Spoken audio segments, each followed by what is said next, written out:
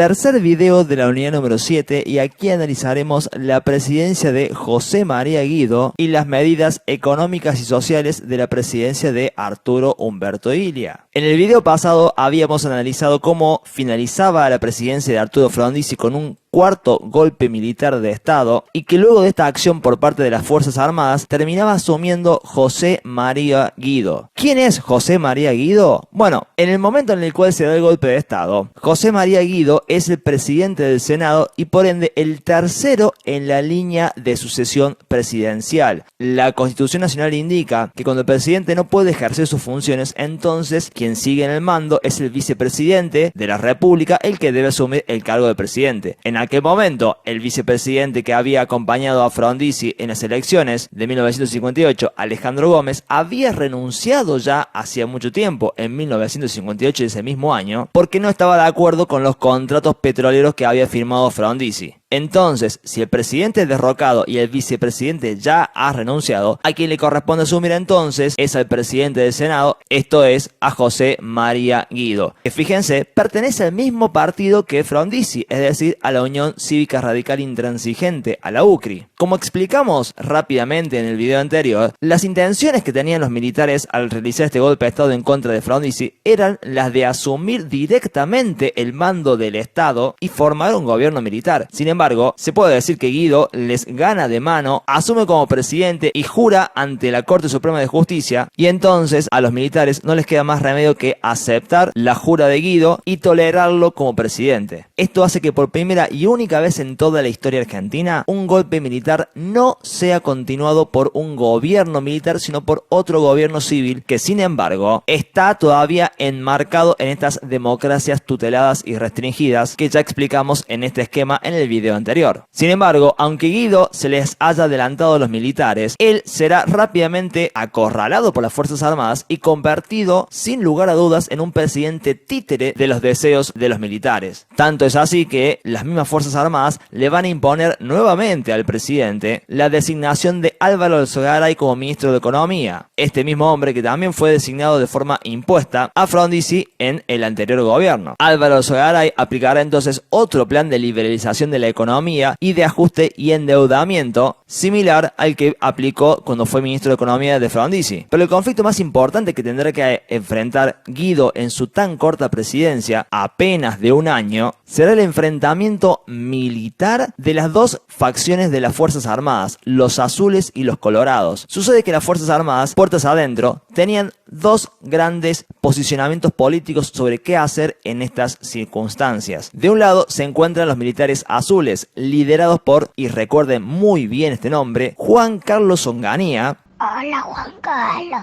Quienes sostienen que las Fuerzas Armadas deben abstenerse de la intervención política. Esto quiere decir, tienen que dejar de intervenir en los asuntos de gobierno, tienen que dejar de derrocar presidentes y tienen que permitir que las demás fuerzas políticas, los partidos políticos en este sentido, puedan actuar libremente. Del otro lado tenemos la facción de los colorados, que dicen que es necesario profundizar la intervención política, que es necesario reforzar el papel de tutelaje militar que las Fuerzas Armadas estaban ejerciendo en ese momento en la presidencia de Guido y que habían ejercido en la presidencia de Frondizi. Detalle a destacar, ambas corrientes, los azules y los colorados, son antiperonistas y son anticomunistas, decididamente antiperonistas y decididamente anticomunistas. En lo único que son distintas, insisto, es que los azules buscan mantenerse más bien alejados de la esfera política, mientras que los colorados consideran que es fundamental participar en ella a través de las formas en las cuales las Fuerzas Armadas venían participando de la política. Esto es con los planteos, la imposición de funcionarios y la anulación de decisiones de los presidentes. Como ambas facciones pertenecen a las Fuerzas Armadas, van a resolver sus diferencias a través de un enfrentamiento militar y por espacios de al menos una semana, los colorados y los azules, ambos militares, ambos por supuesto armados, van a resolver de forma violenta esta diferencia, esta interna que tienen entre ellos, dejando un saldo de 24 muertos, porque como se ve, no estamos hablando de dos partidos políticos, estamos hablando de dos facciones de las Fuerzas Armadas que están mejor preparadas para el combate que para resolver sus diferencias de forma democrática y pacífica. En estos enfrentamientos, quienes van a tener la victoria militar van a ser los azules, porque serán ellos quienes venzan a los colorados en el plano de las armas, y entonces, al lograr esa victoria militar, van a evitar otro golpe de estado en contra de Guido, como pretendían hacer los colorados, que insistimos, tenían intenciones de profundizar la intervención política, y le van a permitir entonces a Guido cumplir con su único propósito como presidente, que es el de llamar a nuevas elecciones. Sin embargo, la victoria política será más bien de los colorados, y a este punto no lo voy a explicar todavía, sino que lo desarrollaremos hacia el final del próximo video y ya verán por qué. Así las cosas, entonces, Guido cumple su único propósito como presidente, que es el de llamar a elecciones, y en ellas se presentan todos estos partidos que podemos ver aquí. En primer lugar, va a salir ganando la Unión Cívica Radical del Pueblo, con su candidato a presidente Arturo Umberto Illia, sobre el cual hablaremos el resto del video. Y en segundo lugar, saldrá el voto en blanco con un 19%. ¿Por qué hay tanto voto en blanco? Sencillamente porque en esta ocasión no fue posible un pacto secreto como el de Perón y Frondizi. Perón, desde el exilio, llamó a votar en blanco porque ningún candidato de los legalmente habilitados, ni de la Unión Cívica Radical del Pueblo, ni de la Unión Cívica Radical Intransigente, ni del resto de los partidos, representaba las ideas peronistas, y con ninguno hubo ningún tipo de pacto. Entonces, buena parte de los peronistas concurrieron a votar en blanco en señal de protesta. Insistimos, este voto del 19% es altísimo. En tercer lugar y cómodo está la Unión Cívica Radical Intransigente. En cuarto lugar está UDELPA, que es el partido que lleva como candidato a presidente a Pedro Eugenio Aramburu. Sí, estamos hablando de este Aramburu, que ya fue presidente de facto durante prácticamente todo el periodo de la Revolución Libertadora, hablamos de la unidad número 6, y que intentó en estas elecciones convertirse en presidente de forma legal y no lo pudo conseguir porque los votos obtenidos fueron escasamente un 14%. Y ustedes se preguntarán, ¿por qué la Unión Cívica Radical del Pueblo lleva como candidato a Illia? ¿Quién es Illia? ¿De dónde salió este hombre? ¿Por qué no llevar al político más representativo de la Unión Cívica Radical del Pueblo, que en ese momento era Ricardo Balbín? Bueno, hay dos razones por las cuales el candidato a presidente es Illia y no Balbín. En primer lugar, porque en las anuladas elecciones provinciales que se hicieron en 1962, Illia había sido candidato a gobernador en la provincia de Córdoba y había ganado. No pudo asumir su cargo, por supuesto, porque estas elecciones fueron anuladas, pero la elección como gobernador de Córdoba ya le daba un importante apoyo popular. Y en este sentido, hay que destacar que Illia fue el único candidato radical que venció al peronismo en estas elecciones que terminaron siendo anuladas precisamente porque la gran mayoría de las provincias terminaron en manos del peronismo. Pero la segunda razón por la cual Balbín decide no postularse como candidato a presidente y mejor apoyar la postulación de Illia es que el contexto político de la época, de democracias tuteladas y restringidas, de una presidencia como la de Frondizi interrumpida por un golpe de estado y una cortísima presidencia como la de Guido, atravesada por el enfrentamiento militar de estas dos facciones de las Fuerzas Armadas, demostraba que la situación política era sumamente compleja, muy delicada, y era muy probable, como efectivamente ocurre, que el gobierno que sea electo no pudiera terminar su mandato, que hubiera otro golpe militar como en definitiva sucedió, algo que veremos por supuesto al final de este video. En estas condiciones, la Unión Cívica Radical del Pueblo no quería arriesgar a su principal figura política, que era Ricardo Balbín, y le tocó entonces hacer la patriada a don Arturo Umberto Illia. Uno de los aspectos centrales de Illia como político, que es su honestidad y austeridad. Illia, antes de dedicarse a la política, había sido médico rural, había nacido en Pergamino, pero ejerció esta profesión en la humilde localidad de Cruz del Eje, en el norte de Córdoba. En ella se dedicó a atender a todos los enfermos y necesitados más pobres de esa localidad, y se lo conoció siempre por ser un hombre muy dedicado, muy trabajador, muy austero, sin grandes riquezas, sin grandes lujos, muy humilde y muy honesto. Esta es una de las más grandes virtudes de Illia como persona y como político. Volveremos sobre este punto hacia el final del próximo video. Volviendo al análisis político, Ilia, sin embargo, asume el poder con apenas el 25% de los votos. En toda la historia argentina es uno de los presidentes menos votados, con lo cual su legitimidad de origen, esta legitimidad de origen que ya hemos explicado en la unidad número 1, es sumamente escasa. Son pocos los argentinos que de forma positiva, afirmativa, han votado por su partido, y además, en estas elecciones de 1963, sigue estando proscripto el peronismo, cuya base de apoyo no es menor, como se puede ver en el 19% del voto en blanco. Esta escasa legitimidad de origen, insistimos, con apenas el 25% de los votos, y en el marco de la proscripción del peronismo, se va a profundizar todavía más,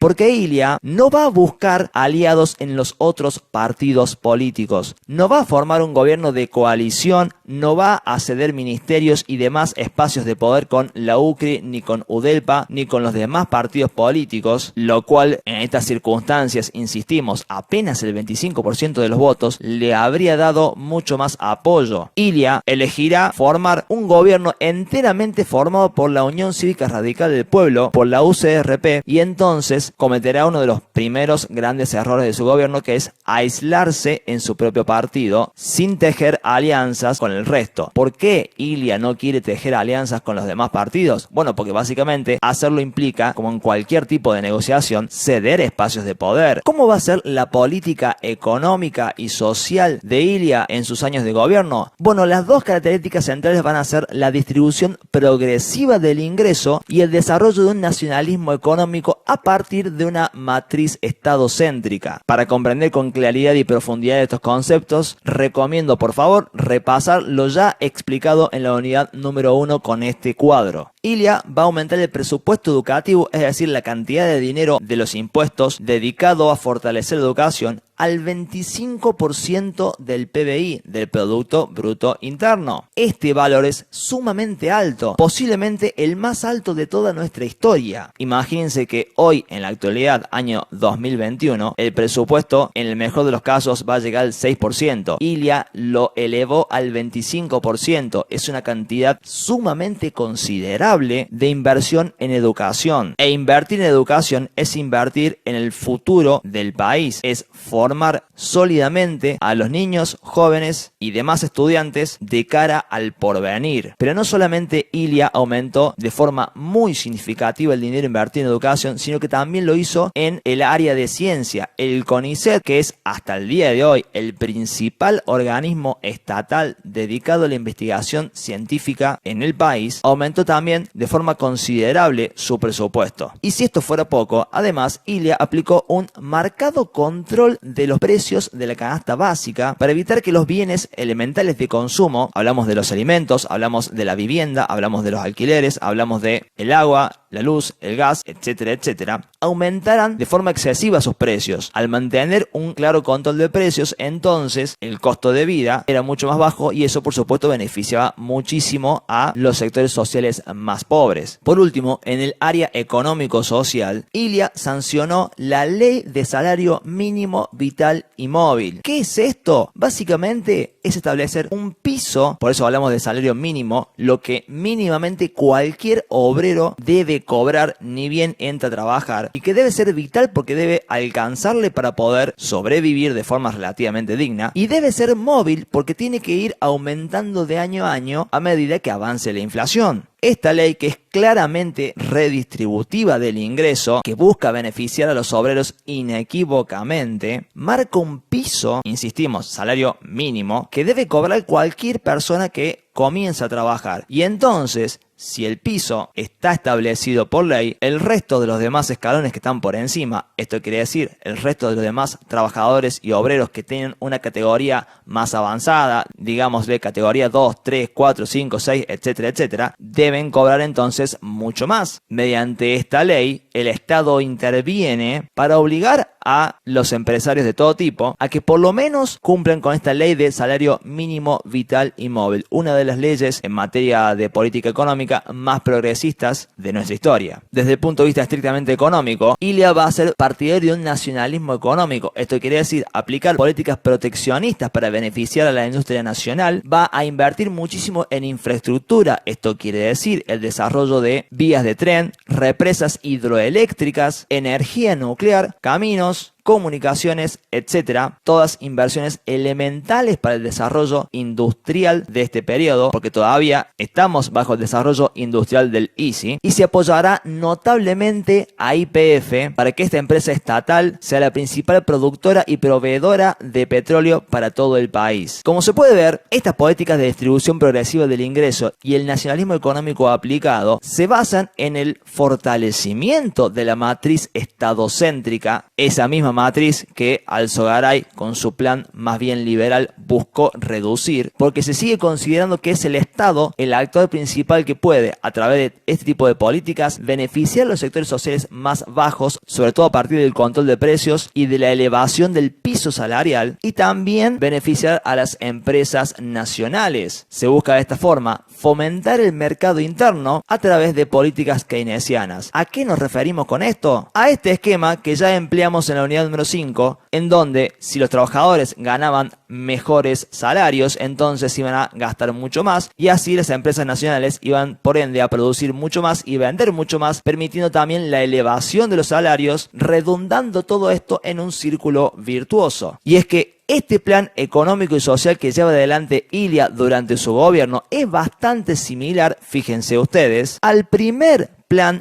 quinquenal que desarrolló el peronismo. Aquí también había políticas distributivas del ingreso y también había políticas de desarrollo industrial nacionalista. ¿Esto significa que Ilia es peronista? No, de ninguna manera. Ilia coincide con la necesidad de políticas distributivas en favor de los obreros y de los sectores sociales más pobres y el desarrollo nacionalista de nuestra industria argentina, de forma más o menos similar a la que el peronismo empleó durante su primer plan quinquenal con estas políticas distributivas y estas políticas de desarrollo industrial nacionalista. Pero ya veremos inmediatamente que en lo político son sumamente distantes. Y es que, no nos olvidemos, Ilia pertenece a la Unión Cívica Radical del Pueblo, es decir, la Unión Cívica Radical que pertenece al antiperonismo extremo. Completando estas políticas de nacionalismo económico es que Ilia va a sancionar la ley de medicamentos. ¿A qué nos referimos con esta ley? Como dijimos, Ilia era médico y le parecía muy importante que el Estado tomara cartas en estos asuntos medicinales, por lo que mandó a investigar la composición de los remedios que los laboratorios internacionales vendían dentro del territorio argentino. Se descubrió en esta investigación que esos medicamentos en general eran de mala calidad, que poseían pocos componentes verdaderamente curativos, pero que su precio de venta dentro de Argentina era excesivamente alto. En algunos casos, el margen de ganancia que obtenían los laboratorios extranjeros por la venta de estos medicamentos era cercano al 1000%, un porcentaje decididamente exorbitante. Entonces, Ilia, ante la injusticia de esta situación, congeló por ley los precios de los medicamentos y les bajó ese exorbitante porcentaje de ganancia, que en ningún caso podía superar el 300%, que sigue siendo un porcentaje bastante alto, pero mucho más moderado que la bestialidad de 1000%. Además de obligar a estos laboratorios extranjeros a que mejoraran la calidad de esos medicamentos. Por último, Ilia habilitó los medicamentos genéricos, los que poseen las drogas curativas necesarias, pero que no poseen el prestigio de marca que muchas veces incide mucho en que el precio sea tan alto. De esta forma, esos medicamentos genéricos fueron mucho más vendidos en las farmacias, porque también curaban a las personas, pero salían mucho más baratos. Y así se rompió con el monopolio que estos laboratorios extranjeros productores de medicamentos tenían sobre el mercado argentino. Ahora había una opción nacional, genérica y barata para comprar de los mismos medicamentos que estos laboratorios, insistimos, extranjeros vendían en la Argentina. Por otra parte, Ilia decidió decidió anular los contratos petroleros que Frondizi había firmado con la Standard Oil Company. Estos contratos que Frondizi había firmado durante su presidencia con el capital internacional, más precisamente con la Standard Oil Company, para seducir y convencer a estos inversores extranjeros a que vinieran a nuestro país y desplegaran estas inversiones, fueron anulados por Ilia, por supuesto pagándoles una indemnización, porque Ilia consideraba que era mejor desarrollar YPF, desarrollar, insistimos, el nacionalismo económico. Obviamente, estas últimas dos medidas generaron un fuerte rechazo del capital internacional de este sector social más rico y concentrado de la economía argentina, a la vez que también generaron el rechazo de los Estados Unidos. Estos capitales internacionales van entonces a contribuir al debilitamiento y posterior caída de Ilia a través de los medios de comunicación, como explicaremos en el próximo video. Otra de las políticas más interesantes que Ilia va a llevar a cabo durante su gobierno, esta vez en materia internacional, va a ser la Resolución 2065 de la ONU de las Naciones Unidas sobre la cuestión de Malvinas. ¿Qué dice esta resolución 2065?